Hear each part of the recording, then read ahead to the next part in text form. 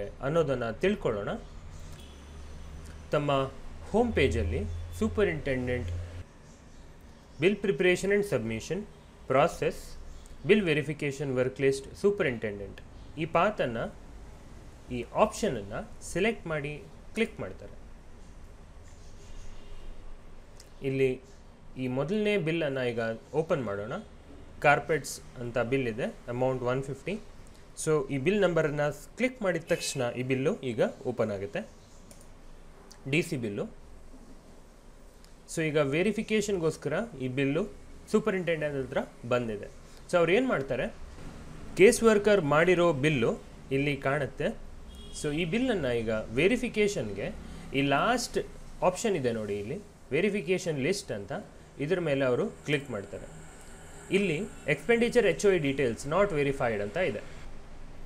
ಇದೇ ಥರ verification of supporting documents not verified ಅಂತ ಇದೆ. ಇದು ನಾಟ್ ವೆರಿಫೈಡ್ ಅಂತ ಯಾವುದೆಲ್ಲ ಇದೆ ಇದನ್ನು ಅವರೀಗ ವೆರಿಫೈ ಮಾಡಬೇಕು. ಸೊ ಎಕ್ಸ್ಪೆಂಡಿಚರ್ HOA ಡೀಟೇಲ್ಸ್ ಮೇಲೆ ಕ್ಲಿಕ್ ಮಾಡೋಣ. ಮೊದಲು ಇಲ್ಲಿ HOA ವೆರಿಫೈಡ್ ಈ ಆಪ್ಷನ್ ಇದೆ, ಅವರು ಟಿಕ್ ಮಾಡ್ತಾರೆ. ಈಗ ಇದನ್ನು ನೋಡಿಬಿಟ್ಟು ಅವರು ವೆರಿಫೈ ಮಾಡಿ ಟಿಕ್ ಮಾಡಬೇಕು. ವೆರಿಫಿಕೇಷನ್ ಲಿಸ್ಟಲ್ಲಿ ಪುನಃ ನೋಡಿ ಈಗ ವೆರಿಫೈಡ್ ಅಂತ ತೋರಿಸ್ತಾ ಇದೆ. Verification of supporting documents click ಮಾಡ್ತಾರೆ. ಸಪೋರ್ಟಿಂಗ್ ಡಾಕ್ಯುಮೆಂಟ್ಸ್ ಈಗ ಸಬ್ ವೌಚರ್ ಇದೆಯಾ ನೋಡ್ತಾರೆ, ಅನೆಕ್ಚರ್ ಇದೆಯಾ ನೋಡ್ತಾರೆ, ಸ್ಯಾಂಕ್ಷನ್ ಆರ್ಡರ್ ಇದೆಯಾ ನೋಡ್ತಾರೆ. ಇದೆಲ್ಲನೂ ನೋಡಿ ವೆರಿಫಿಕೇಷನ್ ಮಾಡಿ ರಿಮಾರ್ಕ್ಸ್ ಇದ್ದಲ್ಲಿ ಬರೀತಾರೆ. ಟ್ರೆಷರಿಗೆ ಫಿಸಿಕಲ್ ಕಾಪಿ ಕಳಿಸೋದಿದ್ರೆ ಇಲ್ಲಿ ಟಿಕ್ ಮಾಡ್ತಾರೆ. ಇಲ್ಲ ಅಂದರೆ ಈಗ ಮತ್ತೊಮ್ಮೆ ವೆರಿಫಿಕೇಷನ್ ಲಿಸ್ಟ್ ಮೇಲೆ ಕ್ಲಿಕ್ ಮಾಡ್ತಾರೆ.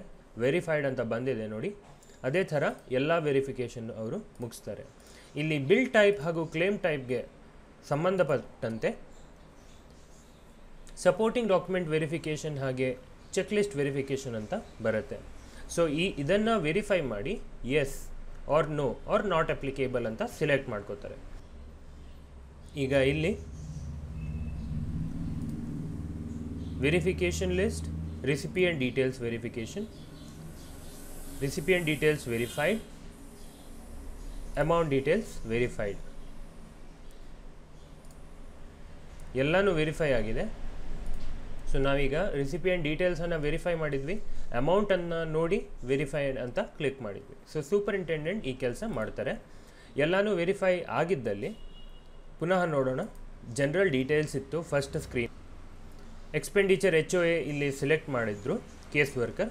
DC ಬಿಲ್ ಡೀಟೇಲ್ಸನ್ನು ಸಬ್ ವೌಚರನ್ನು ಇಲ್ಲಿ ನೋಡ್ಬೋದು ಸೂಪರಿಂಟೆಂಡೆಂಟು. ರಿಸಿಪಿಯೆಂಟ್ ಡಿಡಕ್ಷನ್ಸ್ ಎಲ್ಲ ಏನಿದೆ ಅದೆಲ್ಲನೂ ಇಲ್ಲಿ ನೋಡ್ಕೋಬೋದು. ಡಿಡಕ್ಷನ್ಸ್ ಇಲ್ಲಿರುತ್ತೆ ಇದ್ದಲ್ಲಿ. ಸೊ ಈಗ ಸರ್ಟಿಫಿಕೇಟ್ ಡೀಟೇಲ್ಸ್ ನೋಡ್ಬೋದು. ಡಾಕ್ಯುಮೆಂಟ್ ವೆರಿಫಿಕೇಷನ್ ಎಲ್ಲ ಡಾಕ್ಯುಮೆಂಟ್ಸ್ ಇದೆಯಾ ಈ ಬಿಲ್ಗೆ ಅಂತ ಇಲ್ಲಿ ವೆರಿಫೈ ಆಗುತ್ತೆ. ಚೆಕ್ ಲಿಸ್ಟ್ ವೆರಿಫಿಕೇಷನ್ಸ್ ನೋಡ್ಕೋಬೋದು. ಹಾಗೂ ವೆರಿಫಿಕೇಷನ್ ಲಿಸ್ಟಲ್ಲಿ ಎಲ್ಲನೂ ವೆರಿಫೈ ಆಗಿದ್ದರೆ ಈಗ ಸೂಪರಿಂಟೆಂಡೆಂಟ್ ಅವರು ಈ ಬಿಲ್ಲನ್ನು DDOಗೆ ಫಾರ್ವರ್ಡ್ ಮಾಡ್ಬೋದು.